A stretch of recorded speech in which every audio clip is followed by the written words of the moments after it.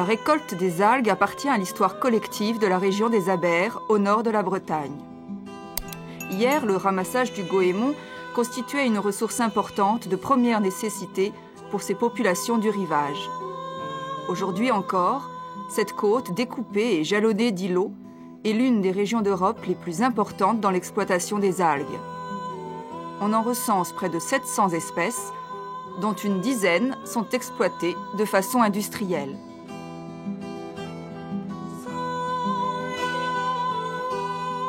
Dans les passes, les chenaux, au milieu des îlots, les goémoniers professionnels arrachent les grands laminaires. Sur l'estran, les gens des rives viennent, lors des grandes marées d'été, récolter le petit goémon, appelé aussi pioca. Deux mondes ainsi se côtoient, professionnels et amateurs.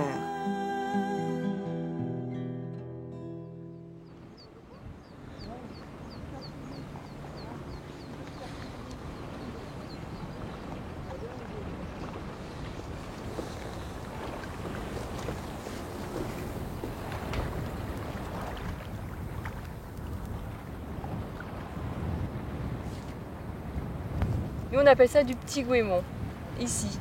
Et c'est vrai que du côté de Carlouan, c'est le pioca, mais c'est parce que on fait du tapioca. Jusqu'à présent, il n'y a pas eu de trop grandes marées, donc même là-haut, il y en a pas mal. Je pense que pour 4, à peu près 350 kilos, à peu près. Et on est 4 adultes aussi. Il faut les monter après sur la dune. Donc le plus dur, c'est pas de les ramasser, le plus dur, c'est de les monter.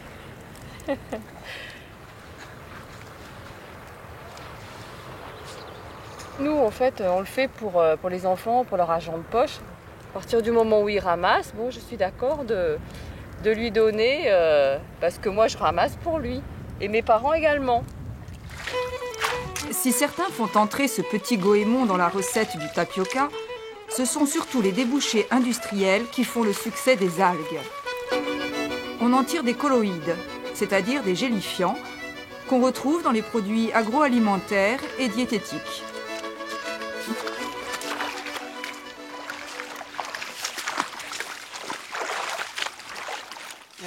Cette année, il y a 6 marées.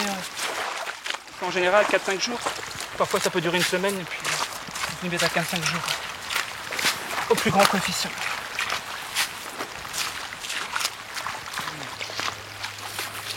On travaille beaucoup. Ouais, ça paye bien. Ça doit faire dans les... Si on travaille bien, dans les 90 francs, 100 francs de l'heure. La dernière marée, j'ai fait 900 francs, donc ça me fera peut-être entre un peu plus de 2000. Ça dépend combien j'en fais en fait, je ne suis pas encore fixé pour l'instant. Quand je trouve pas d'autre chose à faire pendant l'été, ben, je sais que ça c'est facile, il n'y a pas de problème. Tout le monde peut le faire, donc j'en profite.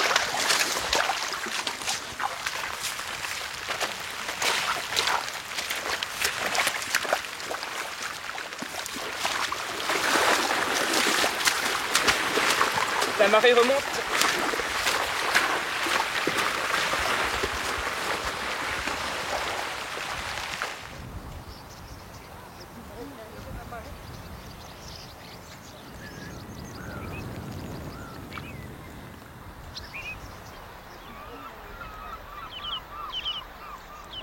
Le tout? Non, il y a Maurice. Ceci après. On te dira comment je fais.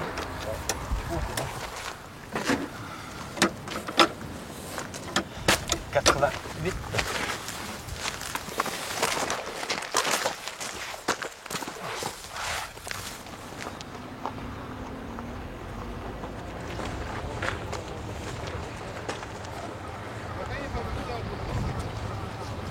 Une marée dure à peu près une semaine, 6 jours, donc ça dure le temps de la marée.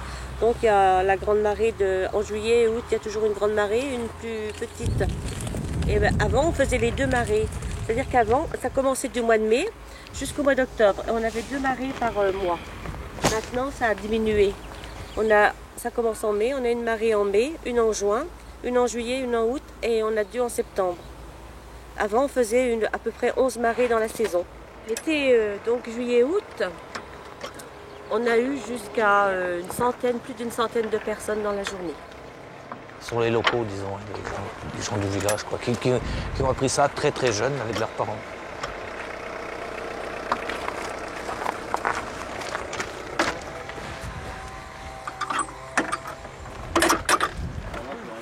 Oh alors. Combien? 3 sacs, 80 kilos.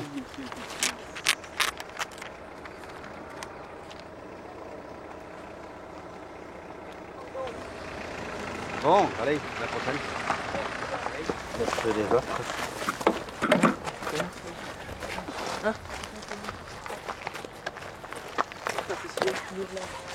C'est un bon passe-temps.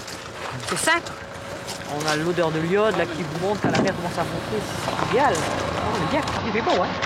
Il fait beau, hein. Ah ouais. Bon, allez, on va pousser, hein. La casserole. Qu'est-ce qu'il fait?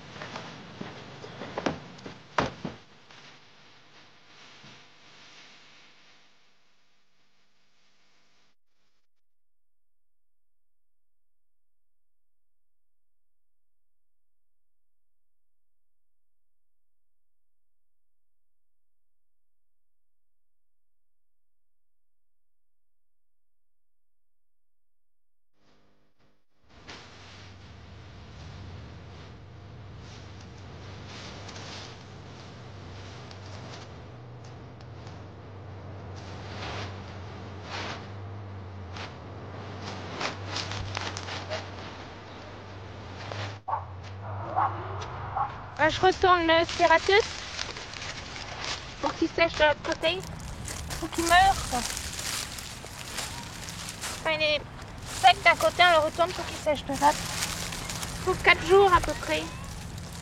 3 jours d'un côté et 1 à 2 de l'autre côté. Ça dépend du temps. S'il fait beau, des fois ça sèche bien, des fois ça sèche pas. Ça dépend du temps.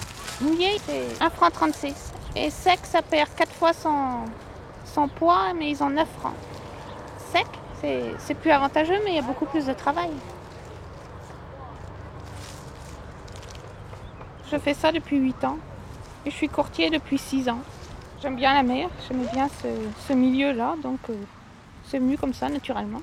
Ma grand-mère faisait, j'ai vu faire, mais sans plus. J'avais pas idée non plus quand j'étais à mes études faire ça. C'est après, comme ça, pendant les vacances. J'ai continué. C'est un métier complet, quoi. On voit beaucoup de monde au pesée et puis on est tranquille là aussi à la grève. Et puis ça change, des fois c'est à la faucille, des fois on ramasse en épave, des fois ça dépend. On change d'outil, des fois c'est le tracteur, des fois c'est le bateau, des fois ça change. J'aime bien quand je suis tranquille, quoi. J'aime bien être à la grève tranquille et après j'aime bien discuter avec mes récoltants évidemment. Avant, au début que j'ai commencé il y a 6 ans pas à récolter, à peser, il y avait beaucoup plus de jeunes. Et maintenant, moins. Mais les personnes d'un certain âge restent toujours. Et eux, on voit des bons tonnages.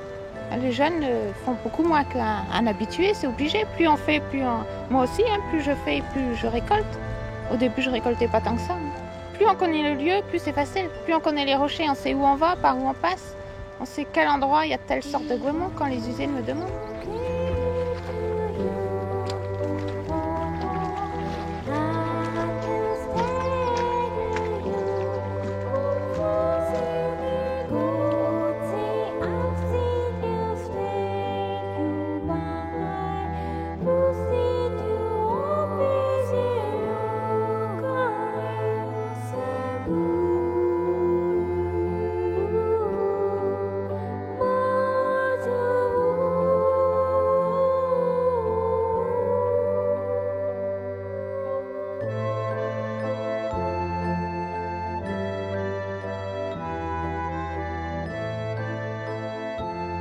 À la fois laboureur des terres sur l'estran et faucheur sur l'océan, être goémonier, c'était avoir un pied sur la grève et l'autre sur les eaux.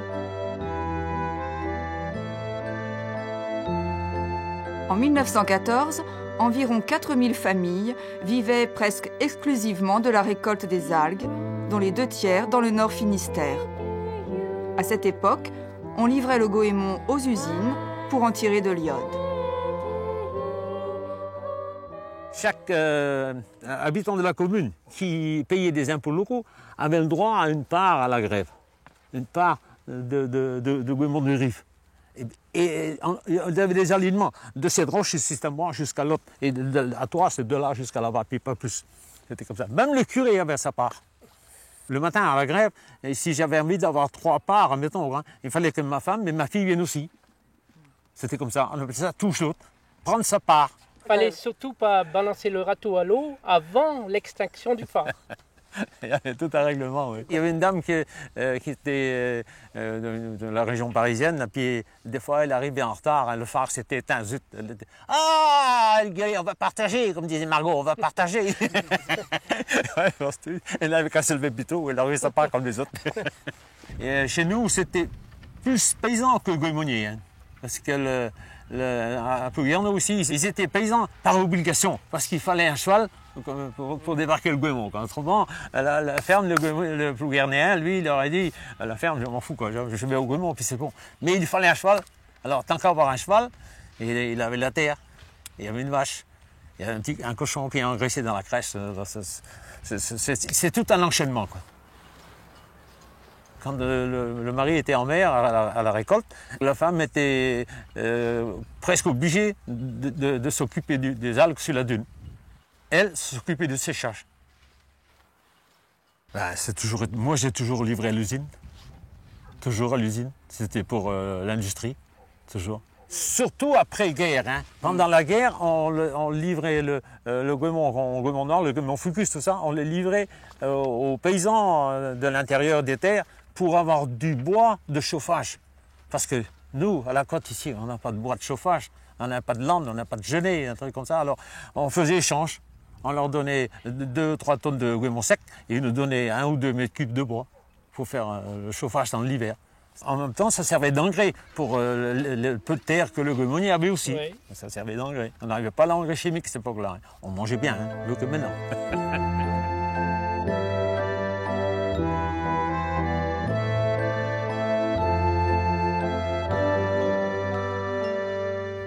On allait à la marée que vraiment quand il faisait beau, quand on était sûr de faire une bonne marée. Ah. Et après, alors quand il a été question de lâcher les fermes, eh bien il fallait trouver autre chose parce que s'il n'y avait pas de ferme, eh bien, le Guémont, la ferme c'était le pain et le Guémont c'était le beurre pour mettre dessus. Hein, mais il fallait que ça se complète des deux, quoi. Et là, moi je faisais des bonnes marées avec ma guillotine à l'ancien temps. Quand il faisait beau, bien sûr, mais il ne faisait pas toujours beau. Et c'est un jour, je suis allé en face de la mer. Et alors, ce jour-là, j'avais vu ces 2 messieurs-là, les Guémoniers, quoi, qui draguaient le fond, comme ça, ils draguaient le fond. Et puis, ils tournaient, quand l'algue était accrochée dans les dents de l'outil, eh ben, ils tournaient à la main, comme ça, puis ils tiraient dessus. Et c'est de là que m'est venue l'idée, j'ai dit, mais il faudrait mettre quelque chose au bout. Et alors, comme on n'avait pas le droit à l'arrachage, j'avais fait ça. C'est une faucille soudée sur un tube de ferraille, mais un tube en ferraille juste dans le bord, hein, parce que c'était trop lourd. Hein. Et alors, je tournais, ça s'enroulait autour, bien sûr. Ça s'enroulait autour. Mais quand je tirais dessus, je les coupais tous. J'avais que des petits bouts comme ça. Bon, ça a été abandonné aussi. Bon, c'était fini. Mais entre-temps, j'avais fait cela. J'avais fait celui-là. Ah, celui-là, il marchait aussi. On traînait tout en l'avançant, on traînait comme ça. Vous voyez, ça fait exactement, t'as vu? Ça fait exactement ça. J'avais des paquets immenses. Si bien que quand je les montais à bord, pour les dérouler, je ne pouvais plus. Je ne pouvais plus. Ça fait exactement ça, hein? Ça roule autour.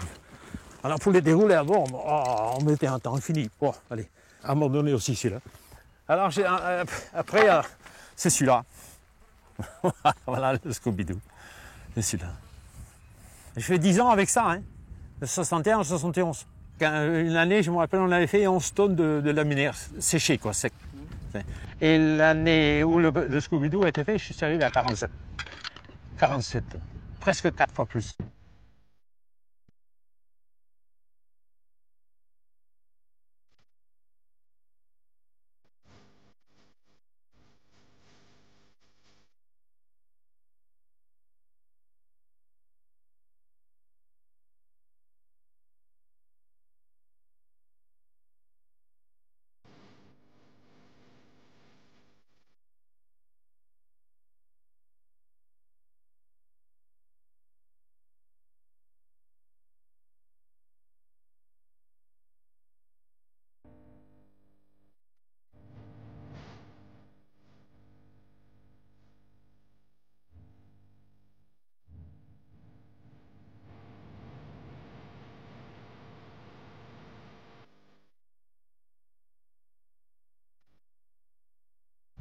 ça c'est le crochet, c'est le Scooby-Doo. Les paquets d'algues, quand on les remonte, là, suivant dans les secteurs, quand on est dans des secteurs très fournis, ça ressemble étrangement au Scooby-Doo qu'on faisait à l'époque du temps de la chanson de Sacha Distel. Ça c'est une grue hydraulique, vous voyez, pour pêcher. Vous tirez sur la manette ici, vous enroulez l'algue, et une fois qu'elle est à bord, après, vous manœuvrez les autres manettes pour l'emmener à bord. Une fois qu'elle est à bord, vous faites un mouvement inverse quoi, pour la dérouler. Quoi. Voilà. Oui, nous avons démarré au Scooby-Doo à main en 66. Et en 70, nous avons été les premiers, les pionniers de la mécanisation. Et donc, on a relancé le métier qui était en voie de disparition.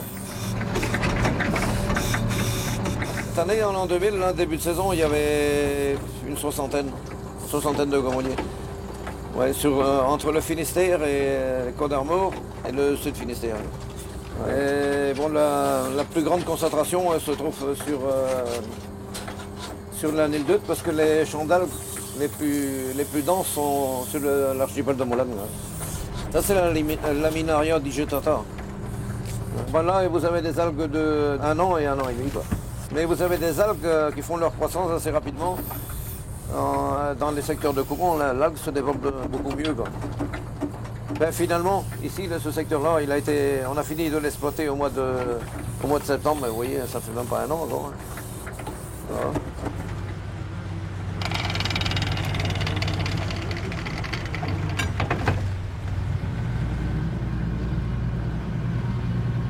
J'ai changé de coin parce que là, il y avait juste une petite tâche, un petit secteur, quoi. Hein, et le courant commençait à forcer là maintenant. Donc on a préféré dégager parce que c'est un fond de galet et l'encre ne tenait pas dans les galets, quoi, ça faisait que rouler. Quoi. Ouais. Donc on est venu à l'abri ici, là, maintenant. L'archipel, là, maintenant, on n'a plus de secret pour personne. Hein. Du moins pour les gomoniers qui sont sur la berre d'Ut, il n'y a pas 1 mètre carré qu'on ne connaît pas. Quoi. Ouais. Ouais. La saison débute début mai, jusqu'au 15 octobre sur le calendrier. Mais bon, tous les ans, on arrête aux environs du 15 septembre, 15 ou 20 septembre, parce que bon, ça ne devient plus rentable quoi, pour l'entreprise, donc les gars passent à autre chose. Quoi, hein.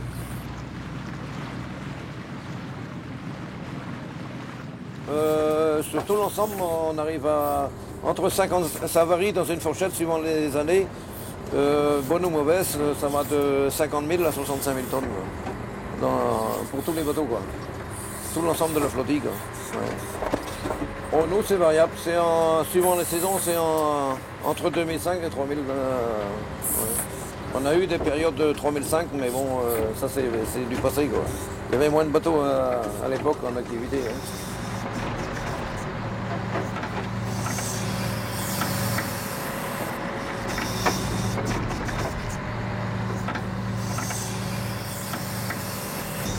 Bon, il y a pas mal de gens qui sont venus au métier. Mais maintenant, je pense que nous sommes arrivés à saturation. On ne peut pas accepter davantage, sinon on mettrait les entreprises en difficulté. Parce que ça diminuerait le chiffre d'affaires de chacun. Quoi. Si c'est pour diminuer le chiffre d'affaires de chacun par deux, c'est pas la peine. Hein. Il vaut autant faire autre chose. Ouais. Parce que le stock ne peut pas suivre. Quoi. Et bon, ici, on ne peut pas mettre de l'engrais dans la mer, hein, c'est pas la peine. Au contraire, c'est du cambouis qu'on nous envoie. Hein. Donc, avec des trucs comme ça, les algues ont du mal à pousser. Le métier de gomonier, c'est un métier, je pense que c'est le métier le plus suivi par les scientifiques, qui frémèrent, qui s'occupent de ça. Et donc, on fait à peu près entre 60 et 100 marées et 100 journées de travail sur la saison. Donc, vous laissez le reste du temps, vous faites autre chose. Voilà. Donc les algues ont le temps de se développer. Quoi. Voilà. C'est comme ça qu'on gère. Mais bon, comme ça, on retrouve notre compte tous les ans.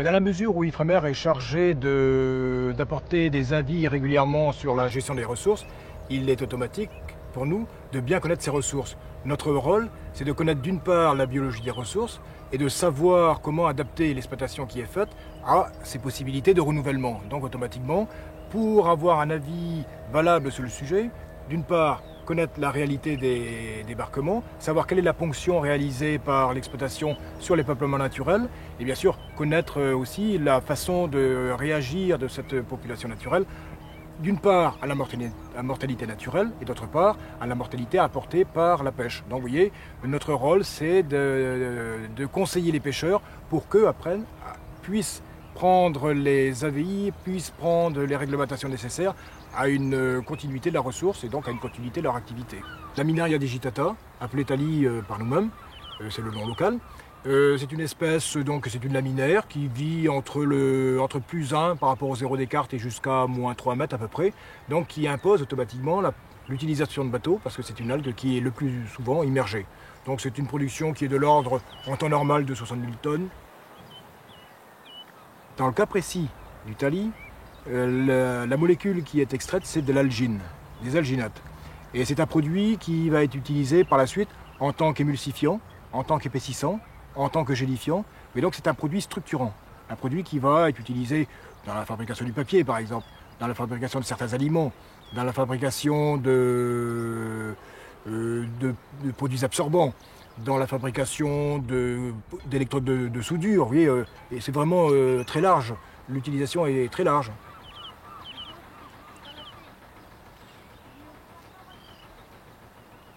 Alors, autour de l'archipel de Molène, c'est un des gisements, on l'a qualifié de un des plus importants en Laminaria digitata d'Europe, ce qui est sans doute pas très loin de la vérité. C'est un peuplement qui varie bien sûr en fonction des saisons, mais qui varie aussi au fur et à mesure des années. On a eu des périodes où la ressource n'était pas vraiment dans sa meilleure forme. Il y a eu des années où la ressource était, disons, excellente.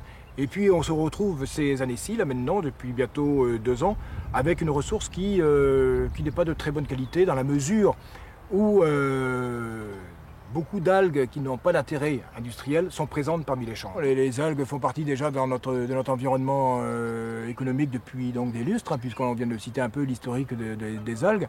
Il y a 2 choses qu'il faut voir. À mon avis, il y a deux visions qu'on peut avoir une vision maritime et une vision purement industrielle.